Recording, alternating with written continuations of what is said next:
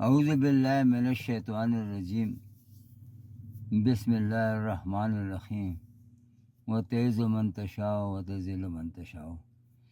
پاکستان، السلام علیکم، میں ہوں منظور قریشی۔ مجھے ایک بات یاد ہے کہ شعلے فلم ہم نے دیکھی تھی جس میں سنجیو کمار تھا، امیتابھ بچن تھا، دھرمیندر تھا، اور اس میں جو ہے جس وقت یہ آپس میں مل رہے تھے تو وہ جیل سے یہ دو قیدیوں کو لے کے آیا، اور پھر جس وقت اس کو اپنے گھر لے گیا تو وہاں جا کے اس نے اندر کچھ بندے بٹھائے تھے تو انہوں نے مار پیٹ شروع کی، اور کافی لڑائی جھگڑے کے بعد جو ہے وہ جب امن ہوا تو ٹھاکر جو سنجیو کمار تھا وہ اندر آیا تو دھرمیندر نے سوال کیا کہ یہ لوگ کون تھے؟ نے کہا میرے اپنے آدمی تھے۔ کہتے یہ پھر کیوں انہوں نے ہم پہ حملہ کیا؟ تو انہوں نے کہا کہ میں دیکھ رہا تھا کہ تمہاری جوانی ابھی بھی اس طرح ہے یا وقت کے ساتھ آپ کی جوانی جو ہے پگھل گئی ہے تو آپ مقابلہ کر سکتے ہیں۔ تو کہتے کیسے کہ ہاں جی آپ۔ تو مجھے مولانا فضل الرحمان صاحب یاد آ گئے کہ جلسہ ہو گیا وہاں پہ ثوابی میں، اور اس کے بعد وہ کہہ رہے ہیں جی چلے ہم ملاقات کرنے میں جا رہا ہوں عمران خان کے ساتھ تو بات کروں گا۔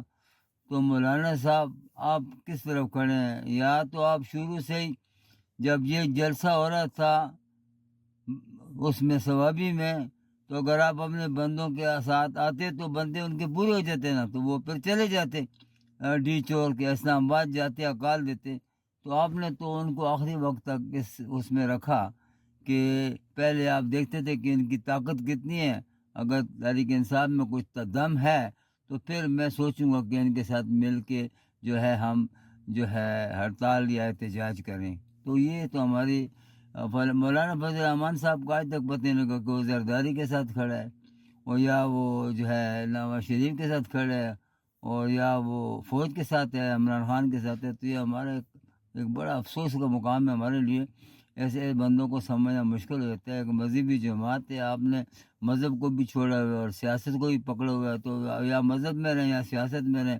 تو یہ تو ایک بات ہی میں نے بتائی۔ دوسرا یہ ہے کہ یہ جو ثوابی کے جلسے میں نے پرسوں بھی بات کی تھی، اور میں یہی کہہ رہا ہوں کہ جب جلسہ ہوتا ہے نا تو اس میں آپ کو پہنچنا پڑتا ہے، اور آپ کو اگر آپ فیصلہ کرتے ہیں جس دن میں آپ نے نکلنا ہے تو اس دن آپ نے نکلنا ہے۔ یہ لمبی لمبی تاریخیں دینے سے یہ عمران خان کو بھی اور تحریک انصاف کو بھی اور پاکستان کو بھی نقصان پہنچتا ہے۔ تو یہ تو میری ایک بات۔ دوسرا یہ مجھے سمجھ نہیں آتی ہے کہ مشاہد حسین سید ہے، یہ کچھ لوگ ہیں، طلعت حسین ہو گئے اور اسمش راضی ہو گئی، اور یہ کچھ لوگ ہیں جو کچھ صحافی ہیں کچھ، تو یہ مجھے پتہ نہیں کہ یہ مشاہد حسین سید کدھر سے آ گیا۔ یہ ہر جگہ پہ دیکھو یہ پہنچ جاتا ہے۔ یہ پہلے میرے ساتھ تھا، میرا سیکرٹری جنرل تھا جب ہم مسلم لیگ میں تھے۔ پھر مجھے ایک دفعہ کامل علی آغا نے فون کیا، مجھے کہتے ہیں کہ دیکھو اس کو سمجھاؤ، یہ جنرل سیکرٹری ہے، سیکرٹری جنرل ہے، اور یہ کبھی ادھر جاتے ہیں کبھی ادھر جاتے ہیں۔ پھر میں نے اس سے بات کی تو اس نے کہا نہیں مسلم لیگ جو ہے بڑی مضبوط جماعت ہے، اس کو نہیں چھوڑنا۔ پھر بعد میں پتہ راتوں رات وہ جا کر نواز شریف سے مل گیا۔ پھر کبھی زرداری کا بازار ہے، پھر چائنا پہنچا۔ بھائی تمہارا چائنا سے کیا ہے؟ تمہیں کونسل کا الیکشن تو لڑ نہیں سکتے ہو، تم چائنا بھی وہاں تم نے پنجے گاڑے ہوئے ہیں۔ پھر امریکہ کے آج کل تو ڈونلڈ ٹرمپ کی تعریفیں کر رہے ہو، اور اس کے ساتھ آپ جو ہے عمران خان کی قربت حاصل کرنے کے لیے آہستہ آہستہ آپ تحریک انصاف میں گھسنے کی کوشش کر رہے ہیں کہ آپ سینیٹر رہیں اور چائنا آپ کا آنے جانے لگے۔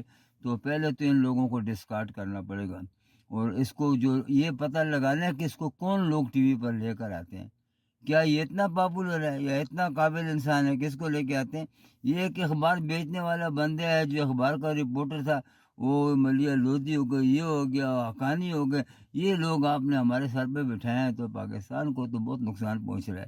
تو میری مختصر بات تھی کہ تحریک انصاف جو ہے ان کو نکلنا پڑے گا، اور ان کو ہر حالت میں مقابلہ کرنا پڑے گا، اور ہمارے پاس وقت بہت کم ہے۔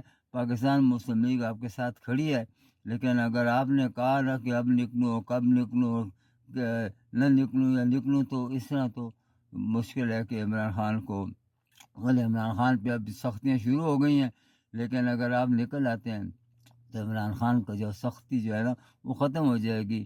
ٹرمپ اس کے ساتھ کھڑے ہے، اور یہ بھی غلط بات ہے کہ عمران خان نے کہا کہ مجھے ٹرمپ کی ضرورت نہیں۔ عمران خان اس کا دوست ہے، ہر دوست کو ایک دوسرے دوست کی ضرورت ہوتی ہے، اور اس وقت ٹرمپ کے لیے بھی افق پہ اگر کوئی ستارہ چمکتا ہوا نظر آتا ہے تو وہ عمران خان ہیں، جو کہ اس خطے میں ٹرمپ کی جو جنگ نہ کرنے کی پالیسی ہیں ان کو وہ ایک بڑے آسانی سے اس کو اپنے مقام منزل پہ پہنچا سکتا ہے۔